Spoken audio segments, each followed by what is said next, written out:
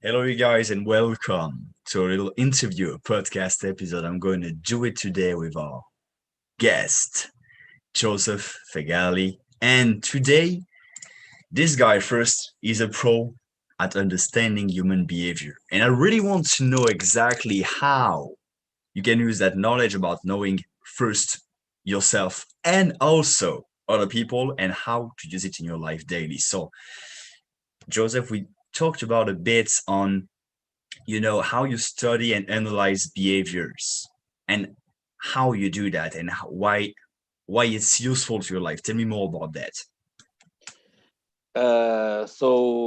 As we all know, characteristic and personality traits are very important because it defines what you work, how you do your decision making. It's very important for your future, even how you raise your children, who you're marrying. So it's very important in your life. And currently, we are studying people, especially youth, adolescents, and the people coming new to the market world.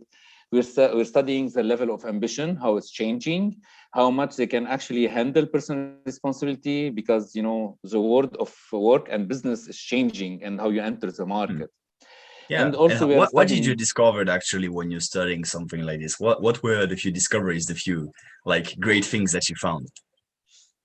Millennials actually understand personal responsibility differently because they are all in a different level, and they are vibing differently. So for adults, for example, aging above 45, they are used to traditional work, going to work from 9 to 5.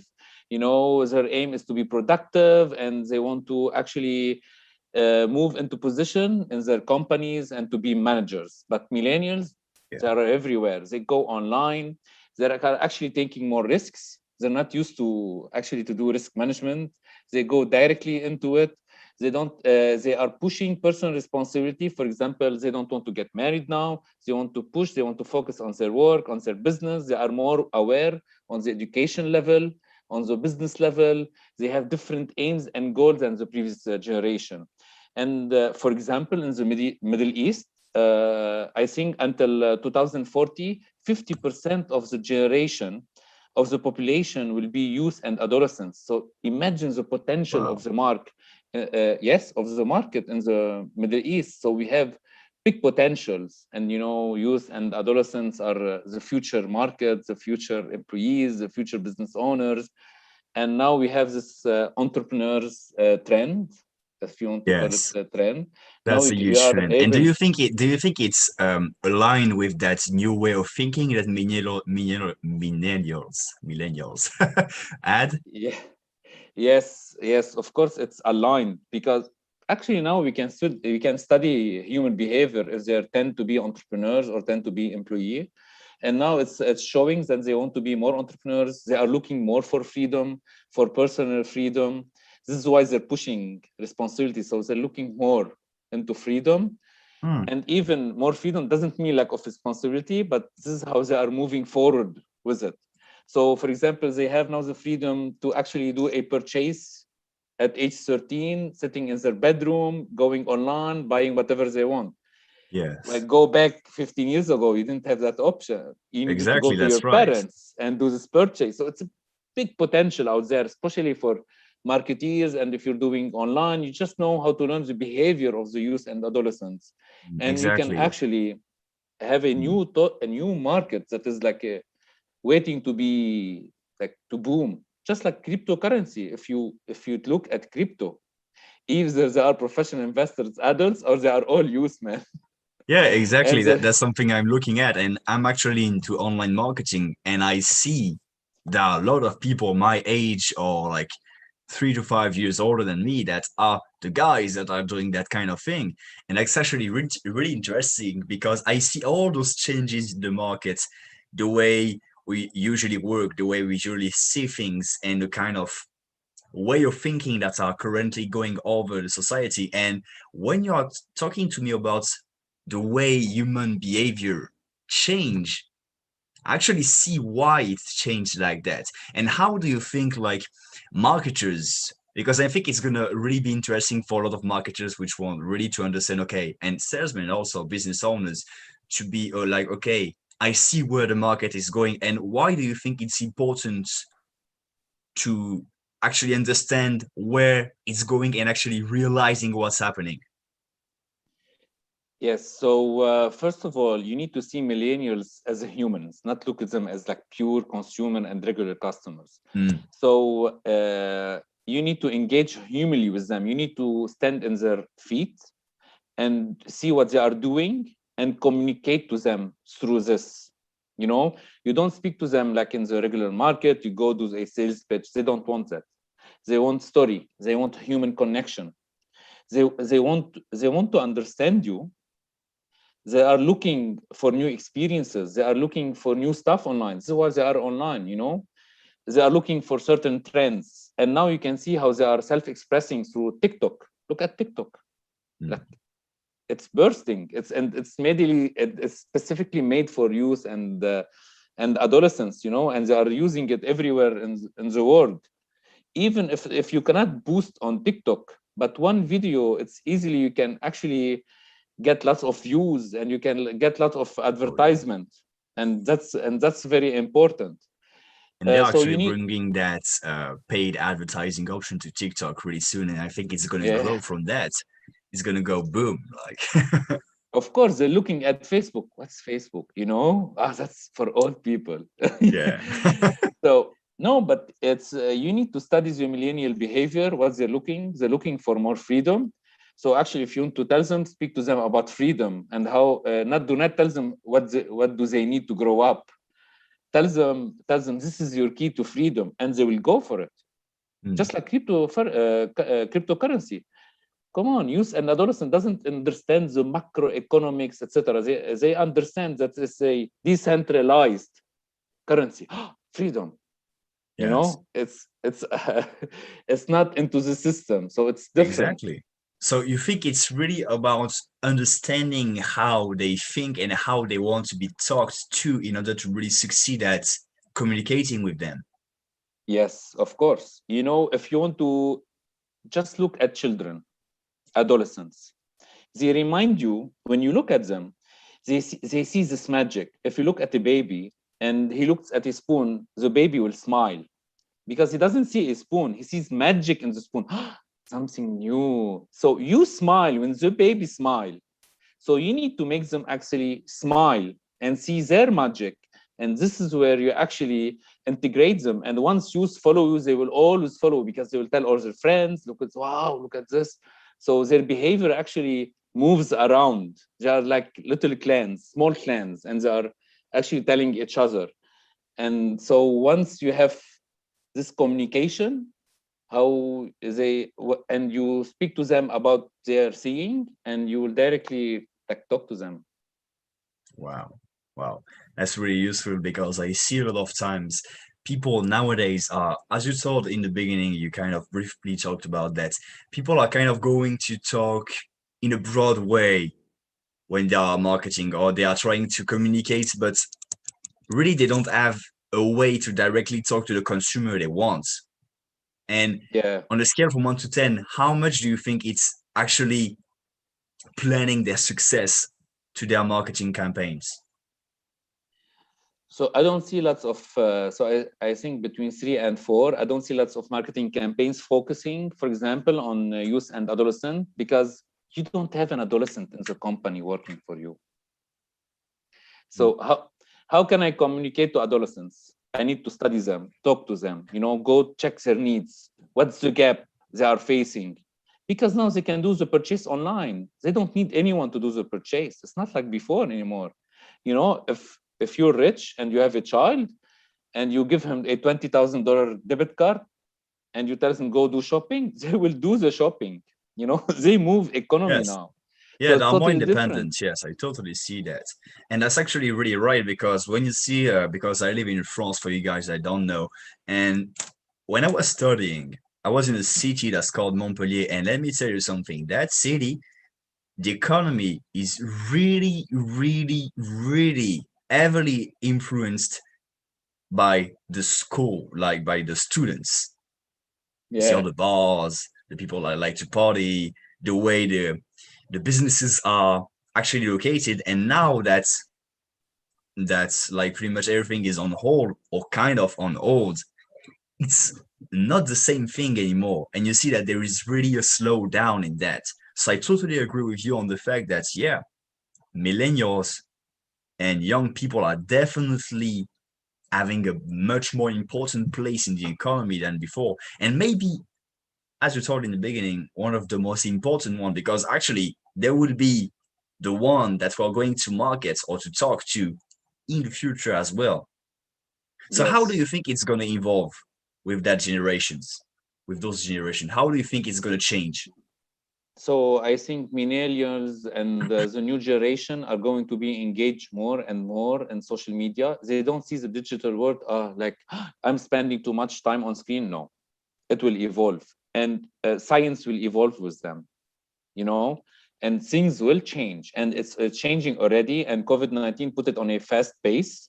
So holding your phone is normal. Holding your iPad, it's normal. Going to do shopping traditional way, it's not going to be like eliminated, no, but it will decrease to 30-40% of the consumer behavior, and 60% will be online, because it's, if you're used to it, you know, if you, when we were children, we were used to play outside in the yard. It's normal for us, but for them, everyone is communicating online. All games, you have esports now, and check the champs of esports, they are youth and adolescents, you know, and the world is changing, so we need to understand them. So I think they will engage more in social media, and you will see different types of social media in the future, hopefully one led by youth and adolescents. I think we will have smaller age entrepreneurs gaps, because they are looking for more freedom. But also we need to understand that they will face more risks, and they're not used to it. So here they definitely need support in person development, person Yes, growth, mental health, etc. They need to understand also what's happening in the world. It's not all beautiful and sunshine like the yes, digital world, you know. You can of always course. reset in the digital world, but in the real world, not always you can reset what you have lost, for example.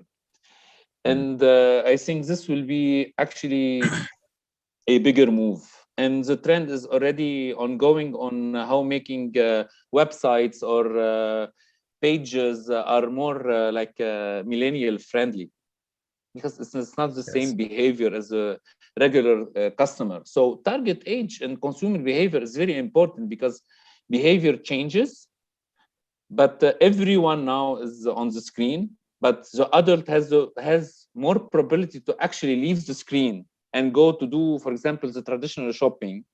But the millennial, no, he's used to the screen.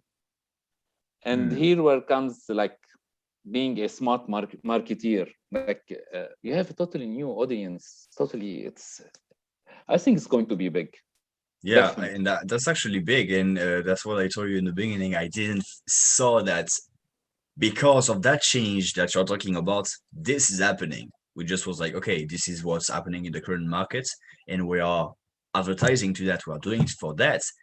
But it's actually, you pointed on the reason why it happened. And where do you think the more, I would say, the elders generations are going to go? Do you think it's going to disappear, or what do you think is going to happen?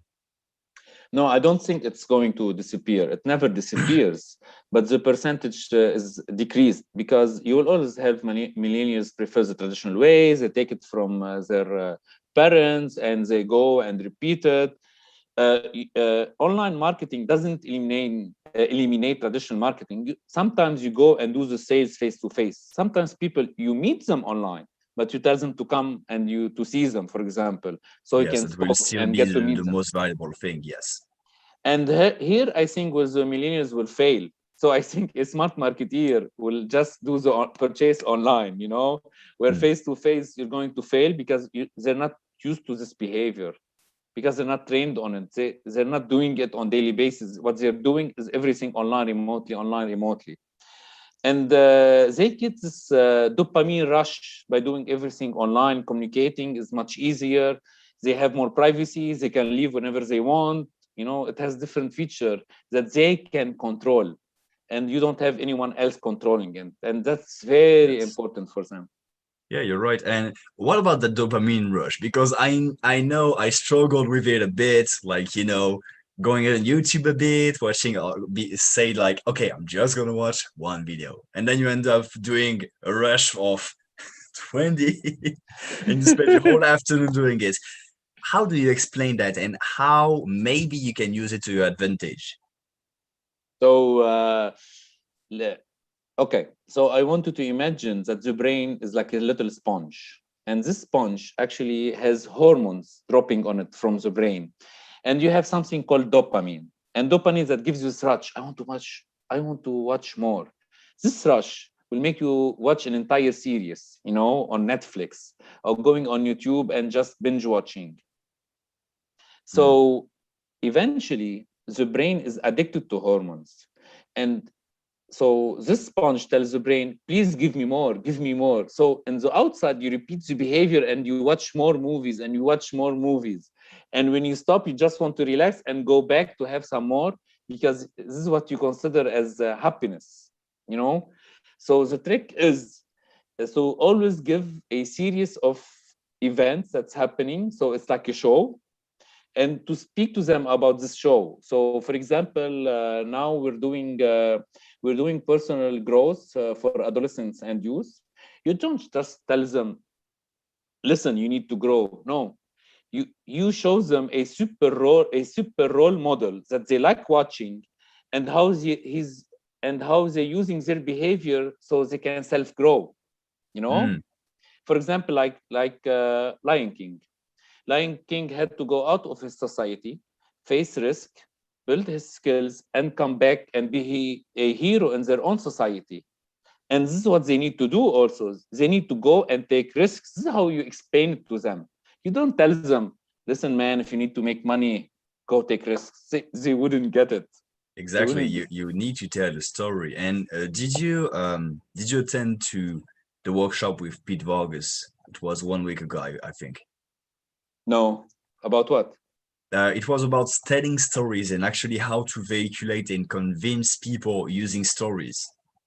Ah, And that's actually, very that's a bit important. what what you're talking like that. And I'm going to do a live presentation, guys. Notes about that. I'm going to do a live presentation on explaining that because I know a lot of you guys need to understand that.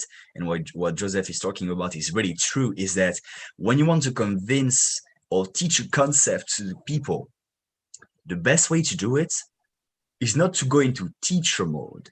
You go into storytelling mode, and through your story, you show the thing you wanna basically show. For example, he said it the right way in Lion King. You can basically in and I say it in movie because I'm a filmmaker, so I really understand the ways and the processes that are used through a story, and I really see that really clearly. And you clearly see what's happening behind the scenes to vehiculate the story, the message that you want to go through. Yes, so this role modeling, so talking to them about their heroes and how their heroes could engage and how could they imitate them, that's very important. It's not actually telling the hero to influence youth and adolescents to purchase the product. No, you do it by story. You tell them the story and they're going to look at it. "Ah, that's me. I want to do this." And they will Yes. do it. And they are more impulsive because the brain has two systems. It has system 1 and 2. System 1 is more impulsive, they take quick decision, and system 2 where they go into more into creative and computation mode. And it's easier for them to go into system 1 where they are more impulsive and do the purchase because Hmm. their system 2 is not fully grown, they're not experienced, they're not trained on. So they are working on system 1, and that's very important for marketers to know the difference between systems. This is why when you tell them a story, they will directly engage in it, and that's very Yes. important. This is how the brain works. Yeah, I always saw that kind of a segmentation when you try to pitch some people. And actually, in that webinar, they talked about that is that you always need to have some kind of an emotional um, call to action. Because if you only go tactical, like you're going to get this, that's going to make you get this and you're gonna get this and that. You only do the logic part of the close, and that way you only close some part of your room, you know. There is always a part of the audience that, as you told, especially millennials, that really respond well to emotions, doing something right now, just at the moment, and that are really in the impulsion to do something. So you also need to have a way to communicate to them that way. And that's really important what you told actually right now. Yes, for example, you can tell them, would Superman wait to make his decision? Be like Superman, do it now. And they will do it. Yeah. They will engage. I'm giving an example. So you can take the storytelling and you turn it into a call to action, and they will do it. Yeah, that's actually a really smart way to do it.